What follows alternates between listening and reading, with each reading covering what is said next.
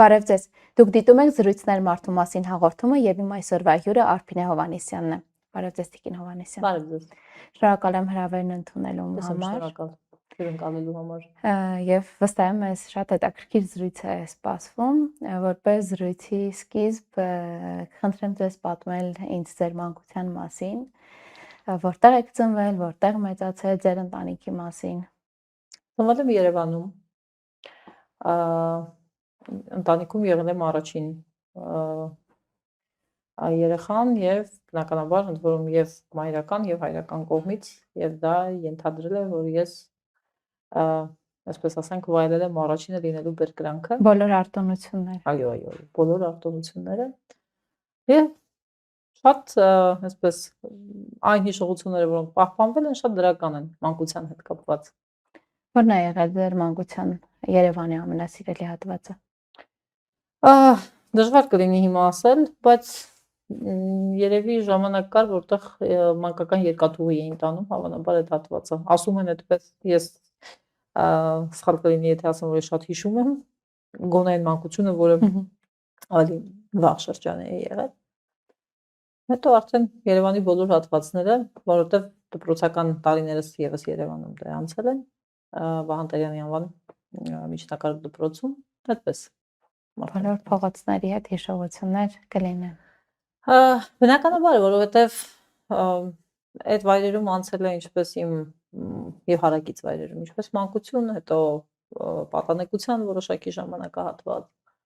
Առհասարակ Երևանը ես շատ սիրում եմ, Երևանում դժվար է կոնկրետ տեղ ինձ համար առանձնացնել, այլ որտեղ ես, չգիտեմ, սպეციფიկ հիշողություններ ունեմ։ Այդպես սպეციფիկայի տեսանկյունից անհետաքրքիր զրուցակից եմ, միանշանակ չեմ կարող կոնկրետ տեղել առանձնացնել, բայց ինձ համար հատուկ նշանակության տեղ ունի եւ շարունակում է հարազատ մնալ Երևանի պետական համալսարանը, այդպես առանձնացնեմ, որովհետեւ սկսած ինչ որ տարիքից 16 տարեկանից 2000 թվականից այսօր մինչ այս պահը ես չի եղել շաբաթ, այսպես ասենք, որ ես այդ տարածքում չլինեմ, այդ շենքում չգտնվեմ, դա ինձ ջերմացնում ու ինձ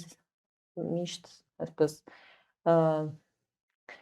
Երևանը զգալու հատուկ հնարավորություն է տալիս, հենց Երևանը զգալու, ոչ միայն կրթական միջավայրը, process-ը եւ այլն, այլ նաեւ հենց Երևանը։ Ձեր հարցազրույցներում նշում եք, որ շատ լավ եք սովորել, որ դպրոցում այսպես հաջողություններ շատ ունեցել եք, այլ ոլորտներ, այլ հետաքրքրություններ, որ ունեցել եք փոքր ժամանակ։ Անտաղանդ բարի եմ գնացել, շատ անտաղանդ։ Մնացած, որ ասեմ, հետաքրքրություն չիրականացված երազանք կամ վաղեմի կամ այսօրեական ձգտում չի եղել։ Նախասիրություններ, հետաքրքրություններ իհարկե ունեցել եմ, թե սպորտաձևերի մեջ, նախընտրություններ, ասենք գեղասահ կամ ֆուտբոլ եւ այլն։ Բայց որ մասնագիտական տեսանկյունից որպեսզի ձգտեմ կամ ինչ որ այլ ուղղության վրա ինձ տեսնեմ, ուղղությունում իմ շարունակությունը տեսնեմ, չէ։ Մասնագիտության ընտրության հետ կապված եք շատ խոսել, թե որ ձեր նախասիրությունն է եղել ուղղությունները, այլ նաև մասնագիտության տված հաջողությունները կարծում եմ բոլորս տեսել ենք, իսկ բնավորության, աշխարհայացքի ձևավորման վրա ինչպես է ազդել մասնագիտությունը։ Բավականին խորքային ազդեցություն է իհարկե ունեցել իմ բնավորության բոլոր ամուր կողմերը, եթե կարելի է այդպես ասել, հնարավոր անեմոցիա կողմերը, որտեղ ես եթե իմ հարցազրույցները ուսումնասիրել եք, թերևս կփաստեք, որ ես ֆիքսել եմ, որ ես էմոցիոնալ եմ բավականին։ Գոնե հիմա ավելի պակաս, քան այն ժամանակ երբ այդ ինտերվյուները տալիս էի, բայց դա իմ բնավորության որոշակի բաղկացուցիչն է։ Այ մասնագիտական տեսանկյունից այն ամենը, ինչին կարող ես ականատես լինել, ինչին կարող ես տեսնել, կամ լսել, կամ առնչվել, կամ հարաբերվել, այն բնականաբար կոփում է բնավորության որոշակի գծերը ձևավորում կամ ամրացնում կամ հղկում եւ դա առավելապես սթափությունն է, ամրությունը, չխառնվելու շատ տարբեր իրավիճակներում ունակությունը, Սառը դատելու դրա համար եմ ասում սթափությունը, թերևս դրանք։ եւ մարդու ճակատագրի նկատմամբ զգուշավորությունը։ Իրավաբանները եւս, ինչպես բժիշկները, ես հաճախ եմ այդ օրինակը բերում, առնչվում են մարդու ճակատագրի հետ։ Բժիշկները ուղղակիորեն մարդու կյանքի հետ, ֆիզիկական տեսանկյունից իրավաբանները նրա իրավաբանական ճակատագրի հետ, եւ մեկ իրավաբանական սխալ, եւ մենք կարող ենք տարբեր օրինակների վրա դա տեսնել ու պրոյեկտել, մարդկանց ճակատագրերը այս կամ այն եղանակով կարող է փոփոխել, այսինքն սխալ դատավճիռ, սխալ որոշում եւ այլն, եւ մարդն այլևս անգամ եթե իր կյանքը շարունակվի նույն հունով, իր ներսում բավականին բաներ են փոխվում, մարդ փոխվում է։ Ինչ է սերը։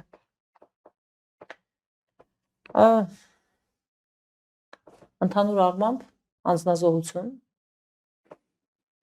ընդհանուր առմամբ, եթե այդպես, եւ հատկապես փոքր հարցերում քոնը չպնդելու կամք բավականին դժվար ընդ որում ձևավորված մարդու համար հատկապես։ Եթե դուք հարցնում եք սիրո դասական իմաստով, որովհետեւ անձնազոհություն բառը ինձ մոտ անմիջապես ասոցացվեց, որովհետեւ սերը զավակների նկատմամբ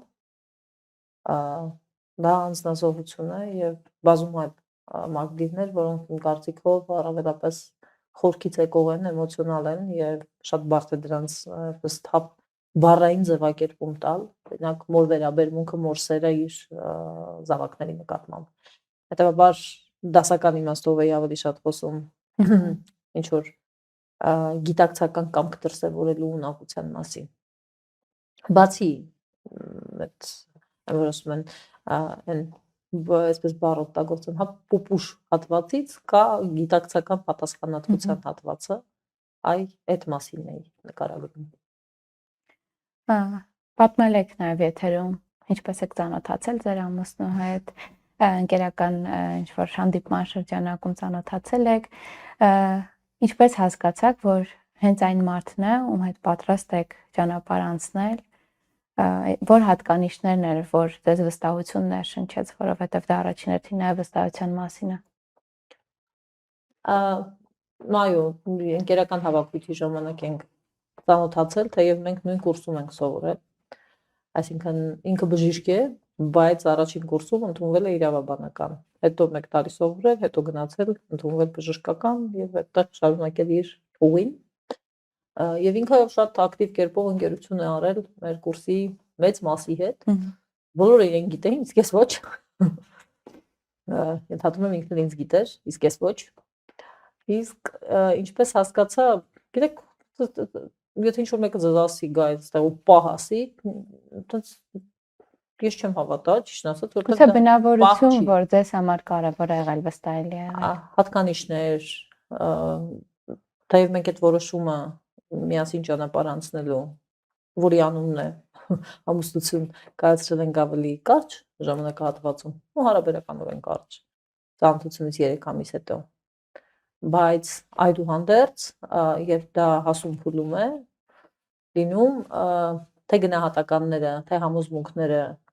քո եւ իր արժեհամակարգերի ու սկզբունքների վրա բավականին արագ են ձևավորվում։ Եվ հատկանիշներից, որոնք կառանձնացնեի, հոգատարությունը ու մարդկային լինելը, շատ բարձր որակներ այդ տեսանկյունից։ Ասում են իրավաբանները ամեն ինչում օրենքներ ու օրենքով ուղղորդվելու այդպես բնավորություն ունեն, այ ընտանիքում օրենքներն են կարևոր, թե ամեն դեպքում որոշումները պահի ու զգացողությունների վրա են կայացվում։ Ընտանիքում ընտանեկան օրենքներն են կարևոր։ Իրավաբանի պես պատասխանեմ, որովհետև ընտանիքը եւս ունի իր կանոնները եւ այդ կանոնները գրված օրենքներ չեն, բայց երկուսի փոխադարձ այդ թվում լուր ըմբռնման վրա ձևավորված կանոններ են, որոնցով առաջնորդվում են եւ եթե լռությունը չի օգնում, այդ դեպքում խոսելու կանոն միջոցով են հասկանում, թե ով ումից ինջական գալիք ունի, որպեսզի հարթ ընթանա այդ թվում օրենքների կիրառությունը ընտանիքում իսկ որոշումները կարծում եմ հենց այդ օրենքների գիտակցմամբ, մեկը մյուսի շահի գիտակցմամբ, ընկալումների ենթադրությամբ, որովհետև պիտի ենթադրես, դուրը կգա, դուրը չի գա, նույն կերպ փոխադարձաբար իմ դուրը կգա, իմ դուրը Սահմանները չի գա։ չխախտես։ Այո, սահմանները չխախտես եւ այլն, այսինքն դրանք նաև իմացության վրա հիմնված ենթադրություններ են եւ այդ ենթադրությունները որոշակի առումով բերում են մի ինչ-որ տեղ արդեն այդ իմ ասած լռությամբ ուղղակի այսպես անելը, որտեղ ենթադրում ես, որ այդպես պիտի լիներ, իսկ եթե կան կարևոր բնականաբար հարցեր, որոնք պետք է քննարկման առարկա դառնան եւ այլն, որոշումները հենց այդտեղ էլ ծնվում են։ Ոչ թե ինչ-որ մեկը որոշում է այսպես պիտի լինի, այլ դրանք ծնվում են այդ իմ ասած տարբեր սկզբունքների, միջավայրի, մթնոլորտի որպես հետևանք ու արդյունք։ Ինչ է մայրությունը ու ինչ բացահայտեցինք ինքներդ ձեր մասին երեխաների ծնվելուց հետո։ Ինչի այդպես արձագանքեցի, որտեղ ինձ ճանաչողները կփաստեն, որ ես քիչ եմ գերադրական աստիճանով մամայություն անող եմ։ Ես գիտեի, որ ես էմոցիոնալ եմ, բայց որ ես անհնար անտանելի էմոցիոնալ եմ։ Ֆանտազիաներ, այդ թվում բացասական ֆանտազիաների Ինչ շրջանակներում կարող է լինել, չէ՞։ այո, այդ մայրերին բնորոշ այդ բոլորը այսպես չեմ անի, այնպես չեմ անի, չէ կնեղվի, այսպես չեմ անի, ինչ որ մի պահից սկսած իմ բնական առօրյային բնորոշ որոշակի քայլերից, հատկություններից, նա ինձ բնորոշ հրաժարվելը լուր, ոչ թե ինչ որ տենց Սիրով։ բնականորեն նույնիսկ այդպես օրինաչափորեն, հենց այդպես էլ պիտի լիներ, կարծես, այսինքն շատ հաճախ նույնիսկ այսպես ասենք անհիմն զոհողություն շակերտներում, որ այ չէ չեմ գնա, նարեկս կնեղվի, չէ, ամեն ինչի կարա տենց չի լինում։ Այսինքն ես բացահայտել եմ սիրո գերադրական աստիճանը, սիրո անձնազոհության ոչ մեկից ոչինչ չպահանջելու եւ միայն տալու հատկությունը ինչպես է լինում։ Ինքս ինձ համար բացահայտել եմ դա եւ պատրաստ եմ այդ հունով ու այդ օրինաչափությամբ շարունակել ապրել, որովհետեւ ես գտել եմ ինքնաբավության, ներդաշնակության, ամբողջականության եւ լրիվության, իրացվածության բանաձևը այդ ամենով հանդերձ, ոչ թե միայն դրա մեջ, այլ նաեւ, բայց ամենաառաջին տեղում դրա մեջ, հասկանալով թե այդ բոլոր բառերը իրականում ինչ են նշանակում բովանդակության մեջ։ Հասկանալով ու զգալով։ Գանք մասնագիտական ճանապարհին, երբ մտա քաղաքականություն, ստացվեց, որ ձեր ճանապարհը եկավ դեպի քաղաքականություն, ամենամեծ վախը, որ ունեցել եք այդ շրջանում։ Ես ասայի ամենամեծ թերությունն այն է, որ ես այդ ճանապարհին, երբ որ մտնում էի, ես վախ չեմ ունեցել։ Եվ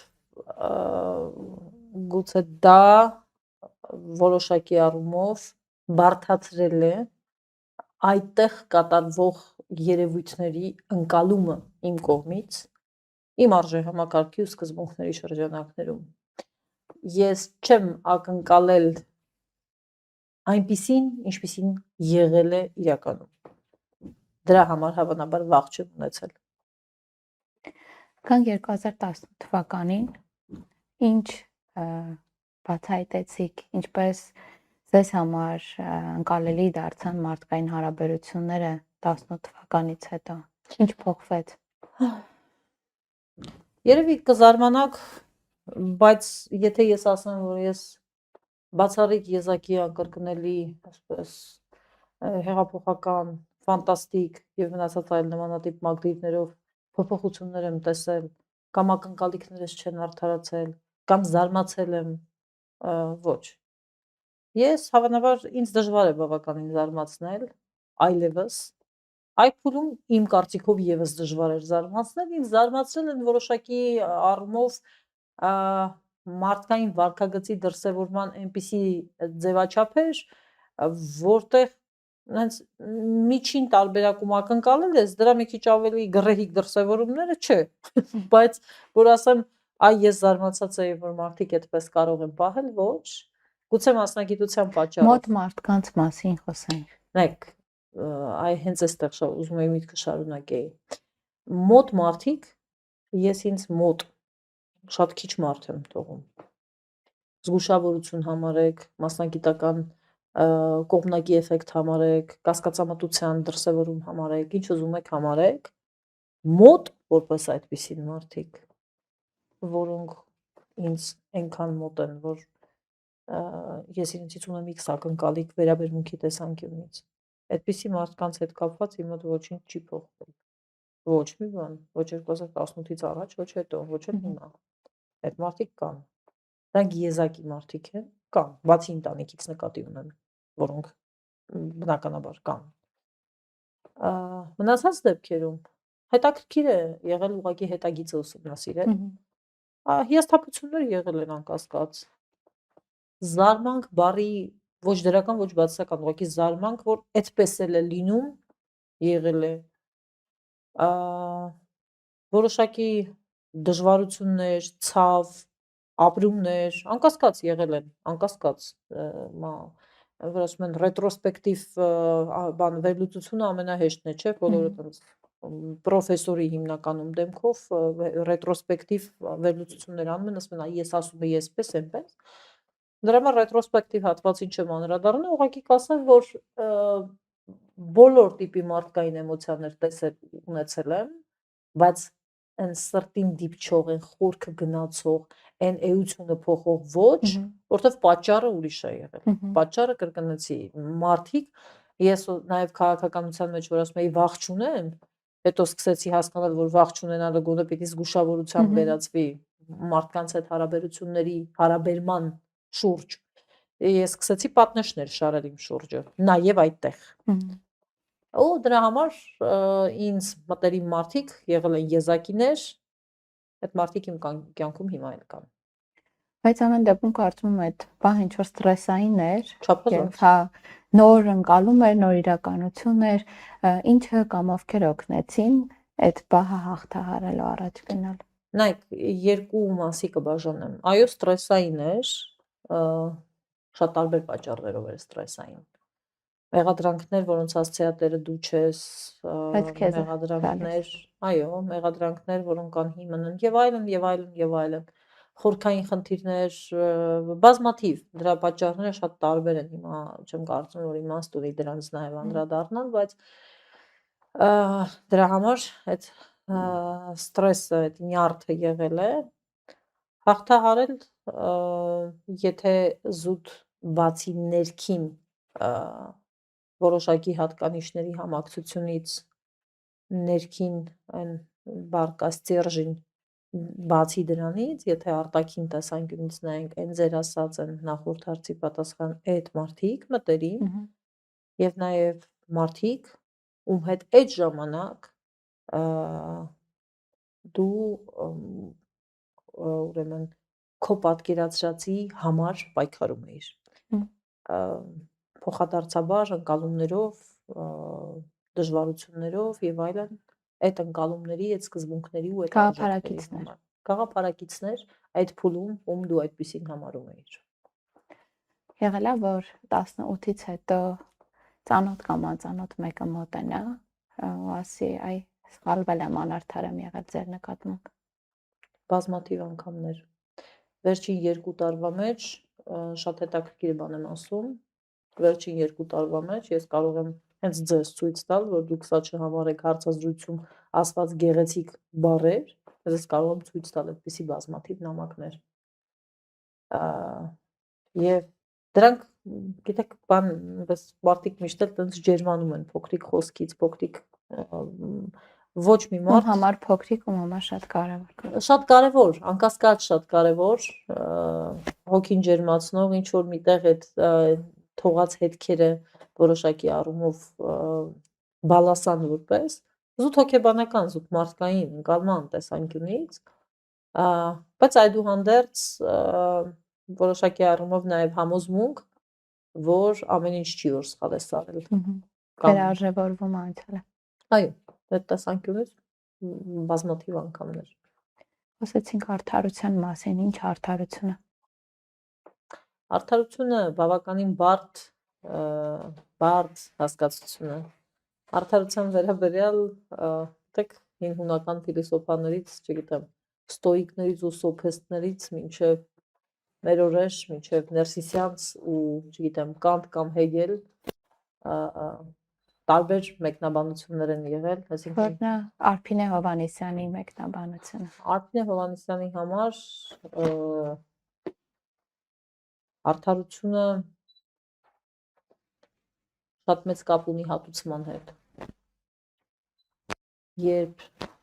քո պատկերացրած արժեհամակարգի շրջանակներում մարդը իր որևէ կատարած գործողության համար, թեկուզ փոքրիկ, ինքը գիտակցի դրա համար պատասխանատվության անվերահաս, այսպես ասած, կամ ավելի ճիշտ վերահաս վրա հասնելու գաղափարը եւ ինչ որ մի թեկուզ փոքր դրա համար պատասխան տա։ Ես ոչ թե ինչ-որ, չգիտեմ, պատժիչ մեխանիզմների մասին եմ խոսում։ Ես մարդկային գիտակցության մեջ բավարարվածության զգացումի մասին եմ խոսում, երբ դու հասկանում ես, որ կա պատասխանատվություն, կապ չունի որ տիրույթում, քաղաքական, իրավական, մարդկային, սոցիալական, էմոցիոնալ, բոլոր տեսանկյուններից, երբ որ դու ինչ-որ սխալ բան ես անում ինչ-որ մեկի նկատմամբ, թեկուզ այդ ներողություն խնդրելը, դա պատասխանատվության էլեմենտ է, որը բերում է դիմացինի մոտ արդարության գաղափարի վերաբերյալ որոշակի պատկերացումների։ Այդքան պարզ բաների մասին եմ խոսում։ Եվ յուրաքանչյուր կոնկրետ դեպքում արդարությունը տարբեր երեսներ կարող է ունենալ։ Իրավաբանության մեջ, երբ որ օրինակ մարդիկ դատական ճշմարտության մասին են խոսում, ասում են դատարանում սա չափածուցվեց, նա չափածուցվեց, դատավորը այսպես այնպես, իրավաբանները գիտեն, որ դատական ճշմարտությունը օբյեկտիվ ճշմարտության հետ եւ հետեւաբար դատական արդարությունը, որը հաճախան արդարություն է, իրական արդարության հետ հաճախ կարող է աղերս չունենալ։ Հետևաբար ես երբ ասում եմ արդարություն, ես դա կապում եմ պատասխանատվության հետ։ Երբ ասում եմ պատասխանատվություն, ես դա կապում եմ յուրաքանչյուր կոնկրետ իրավիճակում արարքի գնահատականի եւ դրան հետեւող որոշակի հետևանքի հետ։ Կրկնում եմ, ներողությունից մինչև ամենախիստ պատասխանատվության միջոցներ։ 2015 թվականին Արժեմ օրենքի նախագիծ էիք ներկայացնում, որը քննադատություն արժանացավ, կապված կեղծ տեղեկատվության կամ ինֆորմացիոն աղբյուր չունեցող տեղեկատվության հետ։ Դա ժամանակի պահանջ էր, թե անձնական դարափորձից ելող գործողություն։ Իրականում գուցե արդար կլինեմ, մոտիվացիան այն անարդարության զգացումը, որը ինձ հաճախ էր պատում, այն ամենի հետ կապված, ինչ ինձ շրջապատում էր քաղաքականության մեջ, իսկ ես երևի իրավունք ունեմ ամենաշատը ասել, որ ես բախվել եմ անարդարության, բայց ժամանակի պահանջ էր, դա գուցե մոտիվացիա էր ներքին, ես չեմ թաքցնի, բայց ժամանակի պահանջ էր եւ ժամանակը ցույց տվեց, որ դեռ 2014 թվականի հայտնի եվրոպական դատարանի նախադեպը այսօր բյուրեղացավ եւ եկավ ինչպես տարբեր դատարանների որոշումների, այնպես էլ սահմանադրական դատարանի որոշմամբ, շուտով նաեւ համապատասխան օրենսգրքում փոփոխությունների միջոցով իրականություն դառնալու։ Այն իրականություն է։ Դրա հետ ուզենան առերեսվել թե ոչ, ընդունեն թե ոչ։ Դա եւս քաղաքականության երեսներից մեկն էր, որտեղ որևէ մեկը չէր քննադատում նրա համար, որ դու սխալ բան ես ասում կամ իրավական տեսանկյունից այսինչ վատ բան ես ասում։ Բացարձակ։ Հենց հիմքում դա էլ դրել էին, որ վայ, ինքը հաստատ անձնական նկատառումներից ելնելով ինչ որ բան է ասում, բայց դա չի կարելի։ Եվ դա անում էին կոնկրետ շրջանակներ, որոնց դեմքերը, դեպքերը, այսպես բարեկամներին, ընկերներին, դրթողներին եւ նրանց նաեւ մոտիվացիաները ես էլ գիտեմ ու գիտեի։ Բայց ինչևէ, սիրում եմ երբեմն արձանագրել, որ թեկուզ ուղիղ 10 տարի անց, միևնույն է, այնինչ ես ասում էի 10 տարի առաջ, դարձավ իրականություն։ Այսօր։ Չնայած դուք ինչ որ չափով իմ հաջորդ հարցին պատասխանեցիք, այն որ դա անձնական մոտիվացիա ինչ որ առումով չուներ, բայց ամեն դեպքում մամուլում ձեր նկատմամբ ամենաանարդար մեկնաբանությունը որ եղել է կամ ոնց չգիտեմ, տպավորվել է։ Մեկը կամ երկուսը չեն եղել Զանֆիրա ջան, ինչ շատ դժվար կլինի։ Բազմաթիվ են եղել։ Դրանք եղել են եւ անձնական կյանքին վերաբերող, դրանք եղել են եւ մասնագիտական գործունեությանը վերաբերող, դրանք եղել են եւ մարդկային հարաբերությունները խախտող, դրանք բազմաթիվ են եղել, որը ասեմ։ Ինձանից լավ գիտեք, փոքր անգամ ուսումնասիրությունը ցույց կտա։ Ես ապրել ու անցել եմ այդ էջը, բայց ոչինչ չեմ մոռացել։ Ես հիշում եմ։ Եվ ուզում եմ ասել, որ այսօր քաղաքական դաշտում եզակի մարդիկ կան, ում նկատմամբ արշավներ այդ չափով եղել են ներսում։ Հատկապես կին քաղաքական գործիչների նկատմամբ։ Մի հարցազրույցում ասել եք, որ քաղաքականությունից պետք է հեռանալ այն ժամանակ, երբ այլևս ասելիք չունես։ Հիմա այստեղից հարց է ծագում, երբ դուք դուրս եկաք ակտիվ քաղաքականությունից, ասելիք չունեիք, թե պարզապես ցանկություն չունեիք դա ասելու։ Ես շարունակել եմ այդ միտքը, այդ հարցազրույցում։ Երբ դու համարում ես, որ դու արդյունավետ չես կարողանում իրականացնել այն, ինչ պատկերացնում ես, ինչ որ մի պահի պետքա դադար տալ։ Ոչ թե նրա համար, որովհետև ասելիք չունես նաև, երբ որ ասելիքդ եւ ասելիքիցդ հաջորդող քայլերը արդյունավետ չեն կարողանում իրականացվել։ Ասելիք կա, գուցե շատ բան անգամ չի փոխվել, բայց հա կարելի է ամեն օր նույն թեմայի վերաբերյալ, հերթական դրվագի վերաբերյալ ասելիք ունենալ, անկասկած։ Դա իմ մոտեցումն է, դա իմ անձնական դիրքորոշումն է։ Դա ոչ նշանակում է, որ ինչ որ մեկը, որը զբաղվում է ակտիվ քաղաքականությամբ սխալ է անում, կամ ես ավելի ճիշտ եմ, քան իրենք։ Ամենևին, յուրաքանչյուր մարդ ունի իր մոտեցումը, ոչ ասելիք միշտ կա, միշտ։ Ուղղակի պետք է միշտ գնահատել ասելիքի հասցեականության արդյունավետությունը եւ ասելիքիցդ հետո քայլեր ձեռնարկելու հնարավորությունը, դրանց հավանական հաջողությունը եւ նաեւ որպես այս ամենի արդյունք ու հետևանք սխալները ընդունելու ունակությունը, արձանագրելու ունակությունը, հետևություններ անելու կարողությունը։ Այս ամբողջի հաշվառմամբ պատասխանս կամ դրա հնարավոր տարբերակները գնահատեք։ Ինչ որ շրջան 18-ից հետո որևէ արտակում ձեզ չենք տեսնում, հետո սկսվեց ձեր սոցցանցային ակտիվությունը։ Չէ, մինչև 2021 տեսել եք քաղաքական տիրույթում, 2021-ից հետո մի փոքր շատ կարճ դադար, հետո ավելի ակտիվ սոցհարթակներում։ Այդ սոցհարթակներում, սոցհարթակներում ակտիվությունը ինչ որ խոսքը ինչ կարիքից էր բխում, խոսքը տեղ հասցնելու, մարդկանց մոտեցումների վրա ազդելու, փոխելու, նոր մտքեր տալու, որն էր կարիքը։ Բոլորը միասին եւ ոչ մեկը կոնկրետ ձեր թվարկածներից։ Ընդհանրապես համարում էի, որ ինչու ոչ, գուցե ինչ որ նաեւ առումով կարևոր է մարդկանց իրազեկել, օգնել։ Երբ որ դու պաշտոն ես զբաղեցնում, ինձ հաճախ հատկապես գործող իշխանության կողմնակիցները մեկնաբանությունները, եթե գրում են, շատ հազվադեպ են նրանք իդեպ հայտնվում իմ մեկնաբանություններում այլևս, արդեն տարիներ շարունակ, բայց երբ հայտնվում են, ասում են բանախարար եղած ժամանակ ինչի էսպես չէի անում։ Ուզում եմ բացատրեմ հիմա, որ նախարար եղած ժամանակ դու այլ առաքելություն, այլ պարտականություններ, բացարձակապես ժամանակի այլ բաշխում եւ այլ բոլորովին այլ թոհուբոհի ու շրջապտույտի մեջ ես գտնվում, որտեղ զբաղվել նրանով, ինչ ես հիմա անում եմ, ժամանակ տրամադրել հազարավոր մարդկանց, բառի բուն իմաստով, պատասխանելու իրենց անհատական եւ ոչ թե ինչ որ հավաքական կոլեկտիվ հարցերին եւ փորձել ուղղորդել, դա ուղղակի տեսականորեն եւ գործնականում անհնար է։ Հետևաբար այն փուլում, որ սկսեցի ավելի ակտիվ կերպով, ավելի համակարգված ձևով դա իրականացնել, ընդհանրապես մտածեցի, որ գուցե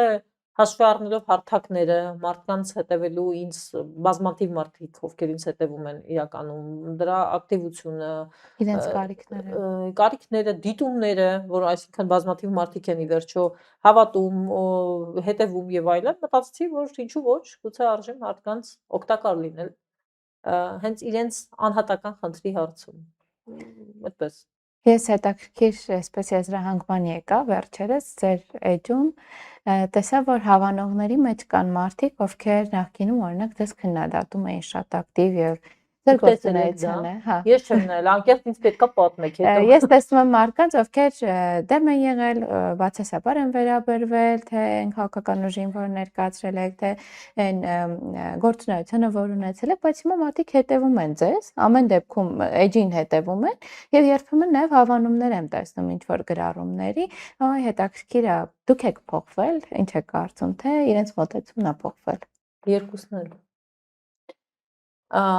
Մարդը երբեք նույնիսկ չի լինում, մասնավորապես ես ինքս էլ ինձ միշտ համեմատում եմ ինքս ինձ հետ։ Ես միշտ այդպես ու փորձում եմ ինքս ինձ մի բանով գերազանցել միշտ։ Դա որ ասացիք, դա ուղիղ կապ ունի նրա հետ, թե նախորդ հարցերից մեկում ինձ հարցրեցիք եղել է, որ ինչ որ մեկն ասի, վայ, սխալվել էի կներես եւ այլն։ Համարեք դա հենց այդ շրջանակներում ես անկեղծորեն, ամենայն անկեղծությամբ, ես չգիտեմ դուք ում մասին եք խոսում։ Ես ուղղակի իմ շրջապատի հայտի չէ, մարդկանց, ովքեր իրենց կյանքով ապրում են։ Դուք դա ձեր անկախ դիտարկումն իրենց քաղաքացիական դիրքորոշումն ունեն։ Ես չունեմ նման անգամ մեկ հոգու տվյալ, որ ասեմ, այ սենց էր, հիմա այսպես է, բայց ես ունեմ բազմաթիվ, ասել եմ ձեզ, նամակներ, հարյուրավոր, գուցե տարիների ընթացքում եթե հաշվեմ հազարավոր նամակներ, որոնք հենց այդպիսի բովանդակությամբ ինձ նամակներ են ուղարկում։ Հիմա հենց այդ ֆոնի վրա, այսինքն այդ հավանումները եւ այլն, համարենք մարդիկ բացահայտել են ինձ մի կողմից, ես ինքս ինձ ներկայացրել եմ հենց այդ կողմից։ Գուցե այդտեղ է եղել այդ համընկնում։ Գուցե այդպես։ Փոխվել դժվար է ասել փոխվել սկզբունքների արժե համակարգի մոտեցումների եւ բազմաթիվ այդ քաղաքական հայացքների եւ բազում այլ տեսանկյուններից ոչինչ չի փոխվել։ Բայց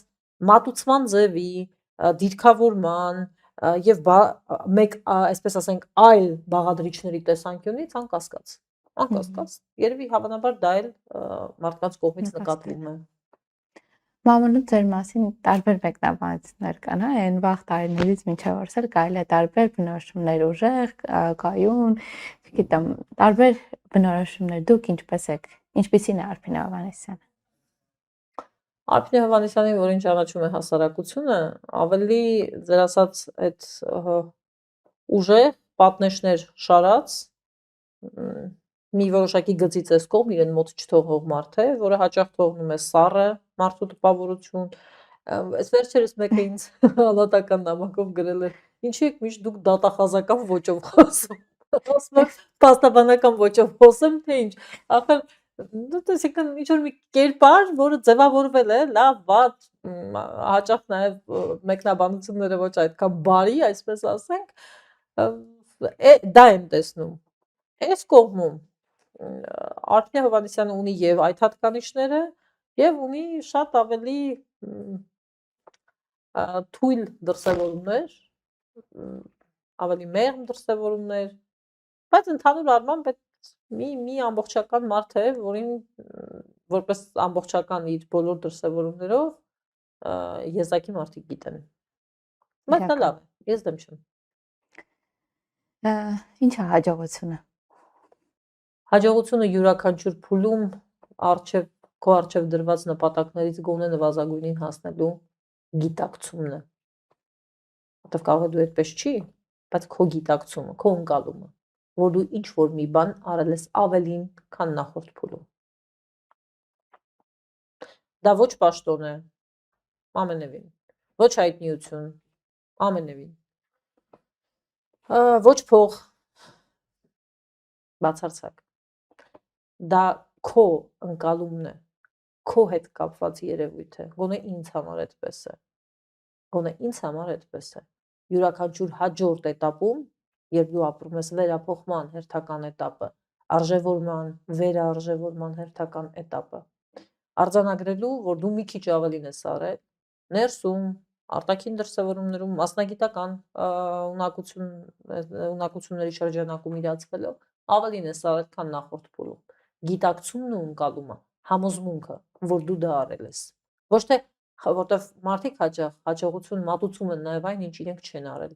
Կամ իրականում իրենք դա հաջողություն չեն համարում, բայց ինչ որտեղ արձանագրելու համար դա որպես հաջողություն մատուցում ու ներկայացնում են։ Այստեղ շատ կարևոր նշանակություն ունի մարդու ներքին եսը։ Ինքն իսկապես դա համարում է իր համար հաջողություն, թե ոչ։ Օրինակ, ես դες կարող եմ օրինակ բերել, հենց իմ վրա օրինակ բերել։ Որոշակի փուլում կարողանալ լռել ինձ համար դա հաջողություն է։ Ես արձանագրում եմ դա որպես իմ հաջողություն, որը այդ փուլում գուցե ինձ համար այդպիսի գիտակցում չուներ, բայց ես արձանագրում եմ դա։ Միաստիճան ավելի իմաստության մեջ։ Դա ճանապարհ է դեպի իմաստություն։ Մարդիկ ինչ որ փուլում, այսպես գիտեք ինչ կա, յուրաքանչյուր փուլում այդ հասունությունն ու իմաստությունը հերթական էտապներ են, հերթական փուլեր են, հերթական աստիճաններ են։ Չկա մի պահ, որ մարդը թեկուզ, չգիտեմ, 78 տարեկանում ասես այ ինքը իմաստուն է, էլ վերջ, էլ իմաստնանալու ճանապարհ, ուղի, գործիք, ջանք, եղանակ, մեթոդ, չգիտեմ, կամ դեպք, որ իրեն այդպեսին կդարձնի, չկա։ Երբ կյանքը հոսում է ու հարատև է ու անընդհատ սովորեցնում, մարդուն իմաստուն է դարձնում, մինչև այն պահը, երբ կյանքը կավարտվի։ Չկա մի պահ էլի, որ դու նստես ու ասես ես արդեն նենց իմաստուն եմ։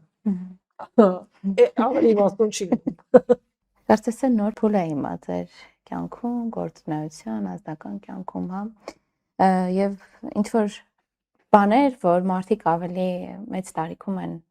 հասնում, ունենում, դուք արդեն հասել, ունեցել, վերապրել եք, թողել եք ու նոր էտապներ եք ստեղծել ձեր կյանքում։ Այսքանը տեսել ենք։ Որն են անկատար երազանքը, որ սպասում է իր հերթին։ Նայեք, անկատար երազանք, եթե իմ անհատապես ինձ համար եք հարցնում, ես կարող եմ, բայց երևի ճիշտ չի լինի, թվարկեմ երազանք, ցանկություն իմ երկրի համար որոշակի էտապներում, բայց եթե անհատապես ինձ համար եք հարցնում, ինձ համար յուրաքանչյուր օրը իմ ընտանիքում խաղաղ ապրելով առանց վայրի վերումների, դա երազանք է, որը յուրաքանչյուր հաջորդ օրվա երեկոյան ծնվում է եւ հաջորդ օրը առավոտյան սկսելով ու այդ օրվա ընթացքում որպես ձգվող երազանք, տևող երազանք շարունակվում։ Հենց այդպես ամեն օր, որ ես ասեմ ձեզ իսկապես սուտ կլինի եւ հավանաբար հենց ձեր ասացի մեջ փնտրեք պատասխանը, որ երբ որ երիտասարդ տարիքում ամբիցիաների բավարարման ուղղված բավականին բարձր նշաձողեր ես հասնում, հետո իհարկե կարող ես արձանագրել, որ այն ժամանակ մի քիչ սխալ էիր անում, այ հիմա այսպես կանեիր, այնպես կանեիր եւ այլն, բայց այդուհանդերձ ու ամբիցիայի բավարարման տեսանկյունից բարձր նշաձող ես սահմանում։ Սովորական մարդկային, ավելի երիտասարդ այդ ոլորտում նույն մարդկանց ամբիցիաները, ձգտումները եւ այլն քեզ արդեն հետաքրքիր չեն եւ հետեւաբար ես մի քիչ ավելի են հասուն տարբեր ապրումների, փորձությունների միջով անցած ավելի պարզ բաների մեջ եմ տեսնում ինքնաբավության ու երազանքների իրականացման թե մեկնակետը եւ թե բումբովանդակությունը։ Հետևաբար սխալ կլինի եւ իսկապես սուտ կլինի, որ ես ձեզ ասեմ, ես երազում եմ, որ չգիտեմ, ես ինչ բանը դառնամ, ես ինչ բանը անեմ, ես ինչ տեղը գնամ կամ ես ինչ չգիտեմ եւ այլն, այդպես չէ։ Ընթացիկ, առօրյա, կարևորը որ մարդիկ կան չէ, ինչ որ փուլում ասում են, երբ որ վատ լուր չկա, դա արդեն լավ է։ Արդեն լավ։ Հա, եւ ես հենց այդպես Աստծուց շնորհակալություն եմ հայտնում իմ ամեն օրվա առավոտյան պարզ մարդկային։ Շնորհակալություն եմ հայտնում այն ամենի համար, ինչ ունեմ, եւ ընդհանրապես խնդրում եմ կամ կարող եմ ակնկալել խոնարհաբար, որ ինձ փորձություններից հեռու պահի, ավելի վատ բաներ ուղղակի չլինեն եւ մնացած ամեն ինչ ուղղակի լավ է։ Շատ հետաքրքիր է, ես ինձ մոտ նույն մոտեցումներ, ասում են, չգիտեմ, ծննդյան փչերից երազանք պահի, ամանորի գիշերը երազանք պահի, այդ երազանքի մեջ միշտ այն է, ինչի վրա ես գուցե ազդեցության դաշտ չունեմ, այսինքն այդ ընտանիքիս անվտանգությունն է, իրենց բարօրությունն է, մնացածը ես ինքս կստեղծեմ ու դա իրականում երազանք չի։ Դուք ասացիք այն, ինչ իմ ոնց ասացի հենց բուն ծանրության կենտրոնը հենց այդտեղ էր, այո, բաներ կան, դու հասկանում ես, որ այն ինչ քո ազդեցության տիրույթում է, դա կարելի է կառավարելի է, լավ, վատ, մի քիչ լավ, մի քիչ վատ, մի օր դժվար, մի օր հեշտ եւ այլն, փորձություններ եւ այլն, բայց այն ինչ որ կառավարելի է, բայց այն ինչ որ դու երազում ես, դա այն է, ինչի վրա դու զրո ազդեցություն ունես, կամ գուցե ազդեցության միակ, այսպես լծակ համարենք, քո որոշակի կանոններին ու արժեքներին համապատասխան ապրելը, որ մի քիչ ավելի լավ ապրես, մի քիչ ավելի լավ բան անես, հույս ունենալով, որ դա ուղղակի որպես էներգիա կվերադառնա քեզ ու քո ընտանիքին, քո երեխաներին, այդքան բան։ Շատ շնորհակալ եմ զրույցի համար։ Ես էլ եմ շնորհակալ։ Ես հիշեցնեմ, որ իմ զրուցակիցը Արփինե Հովհաննիսյանն էր, իսկ ես Զենֆիրա Քալաշյանն եմ, կհանդիպենք